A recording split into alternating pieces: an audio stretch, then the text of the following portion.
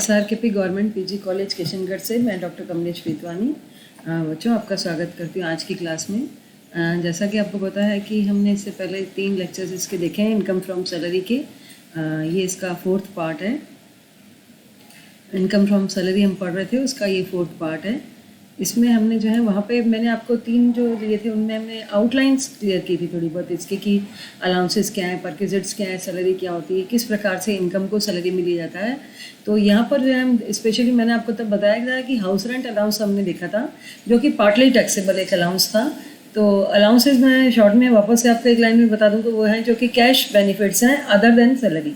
Basic पे के अलावा जो उसे मिलता है वो उसके अलग अदर बेनिफिट्स हैं। तो हाउस रेंट अलाउंस का हम यहाँ पर देख रहे हैं सेक्शन 10(13)A और रूल 2A के अंतर्गत इसमें किस प्रकार से एग्जम्पशन मिलता है कर्मचारी को। तो कर्मचारी को जो उसमें ये मिल रहा है उसका 50%, पहला हमने 3 पॉइंट्स लिए, इनमें से जो सबसे कम है वो उसका एग्जम्प्ट हो जाएगा। पहला पॉइंट है 50% ऑफ सैलरी। रेसिडेंशियल हाउस अगर उसका बॉम्बे, कलकत्ता, दिल्ली और चेन्नई मेट्रो सिटी में है तो 50% ऑफ उसकी सैलरी का, और अगर नहीं है तो बाकी अदर जगह पर जो है 40% ऑफ सैलरी जो है पहले पॉइंट में अमाउंट लिया जाएगा उसका। और सेकंड है एक्चुअल हाउस रेंट अलाउंस तो उसे मिल रहा है। और तीसरा है excess of rent paid over 10% of salary. That means उसकी जो है आपने कहा कि actual rent paid minus salary का 10% माइनस करेंगे, जो अमाउंट आएगा इन तीनों में से जो भी कम होगा उसका उसे एग्जम्पशन मिलेगा, उसकी उसे छूट मिलेगी। तो अब ये है कि हम यहाँ पर देख रहे हैं कि मीनिंग ऑफ सैलरी एक वर्ड आ रहा है, तो वो हम अगली स्लाइड में देखते हैं कि मीनिंग ऑफ सैलरी क्या है। यहाँ पर मीनिंग ऑफ सैलरी को मैंने यहाँ पे बताया है कि यहाँ पर उसकी जो है बेसिक पे ली जाएगी, उसकी डीए लिया जाएगा, और उसका जो है डीए के साथ में मैंने एक वर्ड यहाँ पे यूज़ किया है if the terms of employment provide. That means अगर उसकी सेवा शर्तों के अधीन है डीए तो उसको जो है यहाँ पर जोड़ा जाएगा। इसको मैं डिटेल में आगे आपको और अच्छे से भी बताऊँगी कि सेवा शर्तों के अधीन डीए किस प्रकार से होता है। और कमीशन जो है ये सर्टेन परसेंटेज ऑफ सेल्स का अगर होगा तो उसको भी जो है सैलरी का पार्ट माना जाएगा। तो इन तीनों को जोड़ करके जो है मीनिंग ऑफ सैलरी मान करके उसका पहले वाले पॉइंट में 50% या 40% और लास्ट वाले पॉइंट में 10% ऑफ सैलरी जो लेंगे वो इस अमाउंट का लिया जाएगा। इसके बाद बच्चों में आते हैं स्पेशल अलाउंसेस पे। स्पेशल अलाउंसेस जो होते हैं वो ये सब टैक्स फ्री होते हैं। उनको अगर पहला पॉइंट मैंने लिया है कि देखिए अगर वो उसको जो है परफॉर्मेंस ऑफ ड्यूटी के लिए दिए जा रहे हैं, अलाउंसेस उसको जो है दिए जा रहे हैं कि आप अपनी कर्तव्य वहन के लिए इसका यूज़ करिए, तो उन अलाउंसेस को जो है इसमें टैक्स फ्री माना जाएगा। और या फिर उसके पर्सनल एक्सपेंडिचर को मीट करने के लिए है, लेकिन अगर वो अपने घर से अपनी ड्यूटी परफॉर्म कर रहा है और या फिर ऐसी जगह पे अपनी ड्यूटी परफॉर्म कर रहा है कि उसकी कॉस्ट ऑफ लिविंग वहाँ ज़्यादा आ रही है, तो उसको जो अलाउंसेस दिए जाएंगे उनको भी टैक्स फ्री माना जाएगा रूल 2BB के अंतर्गत। अब रूल 2BB के अंतर्गत कौन कौन से अलाउंसेस आते हैं वो हमने यहाँ पर देखें। पहला अलाउंस मैंने लिया है for cost of travel on tour और ऑन ट्रांसफ़र। मान लीजिए उसका ट्रांसफ़र होता है कर्मचारी का, या वो टूर कर रहा है कहीं पे तो ट्रैवल कर रहा है तो उस पर जो खर्चा लग रहा है। सेकंड हमने देखा कि उसकी फॉर ऑर्डिनरी जो है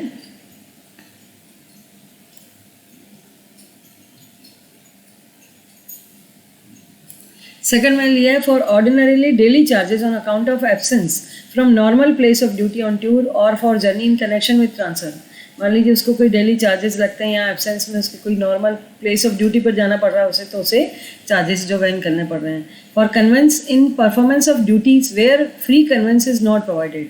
अगर फ्री कन्वेंस प्रोवाइडेड नहीं किया है तो उसको जो कन्वेंस का खर्चा लग रहा है वो भी जो है लिया जाएगा।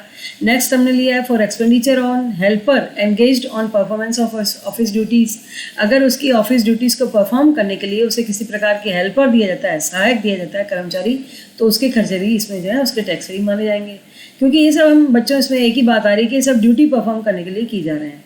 इसके बाद है for encouraging academic research and training pursuits, है ना। अगर मान लीजिए कोई एजुकेशनल इंस्टीट्यूट में काम कर रहा है कर्मचारी, तो उसको एकेडमिक काम करने के लिए, रिसर्च करने के लिए, शोध करने के लिए या फिर ट्रेनिंग देने के लिए किसी प्रकार के कोई खर्चे किए जा रहे हैं तो ये कर्मचारी की ड्यूटी मानी जाएगी, उसको भी टैक्स फ्री किया जाएगा। फॉर परचेज और मेंटेनेंस ऑफ यूनिफॉर्म खरीदने के लिए आपने उसे पैसा दिया है तो ये भी टैक्स फ्री हो जाएगा।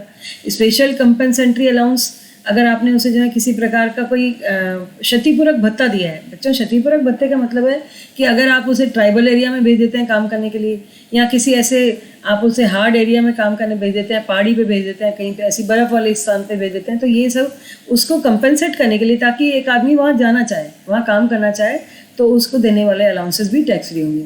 ट्राइबल एरिया अलाउंस होंगे वो भी टैक्स फ्री होंगे, लेकिन उसकी एक लिमिट बना दी है, अलग अलग स्टेट्स का है, लेकिन इसकी लिमिट है 200 रुपये पर मंथ तक जो है ये टैक्स फ्री हो जाएगा। तो दैट मीन्स उसके बाद अमाउंट अगर ज़्यादा उसे मिल रहा है तो वो टैक्सेबल होगा। For meeting personal expenditure of employee of transport system running transport vehicle. मान लीजिए कोई बस चला रहा है या ट्रक चला रहा है, तो उसका जो है ट्रांसपोर्ट व्हीकल है उसको चलाने के लिए, उसकी ड्यूटी परफॉर्म करने के लिए उसे अलाउंस दे रहे हैं आप, तो ये अप टू 70% ऑफ अलाउंस, या तो जो उसे आपने अलाउंस की राशि दी है, जैसे आपने उसे अलाउंस की राशि दी है 500 रुपये पर मंथ, तो साल का होता है 6,000 रुपये, तो 6,000 का 70% जो है कितना होता है बच्चों, 6 सत्ते 42, 4,200 रुपये जो है इसका टैक्स फ्री होगा।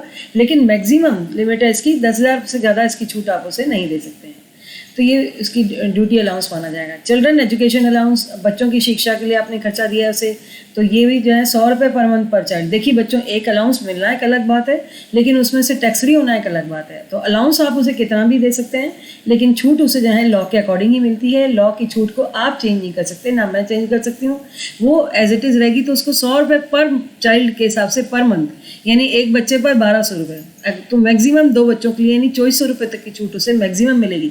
अब मान लीजिए आपका अलाउंस ही उसे टोटल जो है 2,000 मिला, तो 2,400 की छूट नहीं मिलेगी, 2,000 की ही छूट मैक्सिमम मिलेगी। जितना आपका अमाउंट उसे मिला है उसकी छूट उसको दी जाएगी। इसके बाद आते हैं चिल्ड्रन हॉस्टल अलाउंस है 300 रुपये पर मंथ के हिसाब से पर चाइल्ड। वो 100 रुपये लिया था आपने, हॉस्टल का है 300 रुपये पर मंथ। इसका मतलब है एक बच्चे पर हो गया 3,600 रुपये और 2 बच्चों पर हो गया, मैक्सिमम 2 बच्चों के लिए मिलता है 7,200। Compensatory field area allowance, specific areas मैंने अभी आपको बताया कि जहाँ पर मान लीजिए बर्फ़ गिर रही है, पानी है, या ऐसी कंडीशंस है कि आदमी का रहना सर्वाइव करना मुश्किल है, तो वहाँ पर उसे अलाउंस दिया जाता है। तो ये उसको 2,600 रुपये पर मंथ तक मैक्सिमम छूट हो सकती है। कंपनसेटरी मॉडिफाइड फील्ड एरिया का मतलब है बच्चों, फील्ड एरिया और मॉडिफाइड फील्ड एरिया में क्या फ़र्क है, क्योंकि ये चीज़ें किताबों में कहीं लिखी हुई नहीं है, जो मैं आपको बता रही हूँ कि भाई फील्ड एरिया अलाउंस है वो क्या है कि आपने एक बार गवर्नमेंट ने डिसाइड कर लिया भाई ये इन एरियाज़ में फील्ड एरिया अलाउंस दिया जाएगा, लेकिन अगली बार फिर से कोई ऐसा एरिया आ जाता है जहाँ पर गवर्नमेंट को देने की इच्छा हो रही है कि भाई ये अलाउंस की छूट देनी चाहिए, तो फिर उसको नाम दे देंगे मॉडिफाइड फील्ड एरिया। तो उनको नए मॉडिफाइड फील्ड जो है चूज़ कर ली जाएंगे और उनको जो है छूट दी जाएगी 1,000 रुपये पर मंथ तक। तो इनमें क्या कैटेगरी है बच्चों, ये आपकी बुक के पीछे कैटेगरी बनी हुई होगी कि मॉडिफाइड फील्ड कौन से हैं और फील्ड एरिया कौन से हैं, तो उन एरियाज़ में इसकी छूट दी जाएगी। काउंटर इंसर्जेंसी अलाउंस, और आपकी बुक में आगे चैप्टर में भी इस तरह से दिया होगा, इस लिस्ट को आपको बच्चों याद करना होगा, और अगर कुछ नहीं समझ आता है तो आप मुझसे बात कर सकते हैं। काउंटर इंसर्जेंसी अलाउंस मेरा ये व्हाट्सएप ग्रुप पर आपका जो है दिया जाएगा, तो उस पर आप मुझसे बात कर सकते हैं, क्वेश्चन पूछ सकते हैं। काउंटर इंसर्जेंसी अलाउंस जो है ये भी कहीं पे क्या होता है कि आर्म्ड फोर्सेस के कर्मचारियों को सेना का सामना करने के लिए, है ना, वो जाके फ्रंट पे लड़ाई कर रहे हैं तो उनकी डेथ हो सकती है, तो उनको थोड़ा सा स्पेशल काम करने के लिए special allowance, that is counter insurgency allowance दिया जाएगा, 3,900 रुपये पर मंथ उसे दिया जाएगा। Transport allowance granted to an employee who is blind और डीफ और डम, अगर कोई कर्मचारी ऑर्थोपेडिकली हैंडीकैप्ड है या उसकी जो है लोअर डिसेबिलिटीज़ हैं उसमें, तो अंधा है या बहरा है, तो उनको जो है अलाउंसेस दिए जाएंगे। तो उनके ट्रांसपोर्ट अलाउंसेस जो हैं उनकी ड्यूटी पर जाने के लिए 3,200 रुपये पर मंथ तक के जो है उनको छूट दे दी जाएगी। अब ये डिपेंड करता है आपने उनको कितना अलाउंस दिया और कितनी छूट है, लेकिन मैक्सिमम लिमिट हम देख रहे हैं इसमें कि वो ये रहेगी। Underground allowance granted to employees of underground coal mines में जो कर्मचारी काम करते हैं उनको अलाउंस दिया जाएगा 800 रुपये पर मंथ के हिसाब से मैक्सिमम, है ना। ये कोल माइंस में क्या होता है कि कर्मचारी जाके नीचे ज़मीन में काम करते हैं, तो उनकी रिस्क रहती है लाइफ की, तो इसलिए उनको दिया जा रहा है। Special allowance in the nature of high altitude to members of armed forces, arm force के कर्मचारी को आपने जो है पहाड़ियों पे भेज दिया, तो हाई एल्टीट्यूड की जगह पर भेज दिया जहाँ पे क्या होता है जीवन बहुत मुश्किल है, ऑक्सीजन कम होती है, आदमी वहाँ पे सर्वाइव करना मुश्किल है, तो वहाँ पर आप उसे जो है ये अलाउंसेस दे सकते हैं। तो ये जैसे अब देखिए इसको ये हमने डिसाइड किया कि 1060 रुपीज़ 1,060 रुपये per month for altitude of 9,000 to 15,000 feet की ऊंचाई तक होगा अगर एरिया, तो 15,000 तक तो उसको जो है 1,060 रुपये टैक्स फ्री होगा, इतनी छूट मिलेगी उसे, है ना।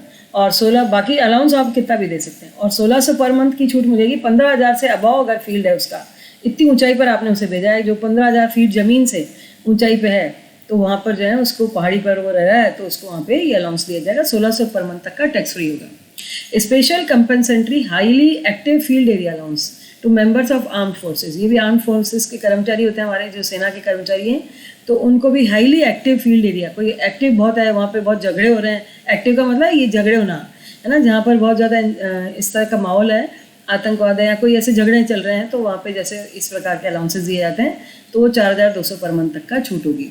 Island duty allowance to members of armed forces 3,250 रुपये पर मंथ, ये जो है आर्म फोर्सेस के कर्मचारियों को आइलैंड पे रहने के लिए, किसी आपने टापू पे भेज दिया रहने के लिए उसे, तो वहाँ पे उसको वो अकेला हो गया, परिवार से अलग रह रहा है, तो उसको इसका 3,250 रुपये पर मंथ मैक्सिमम तक की उसको छूट जो है इसमें दी जाएगी। धन्यवाद।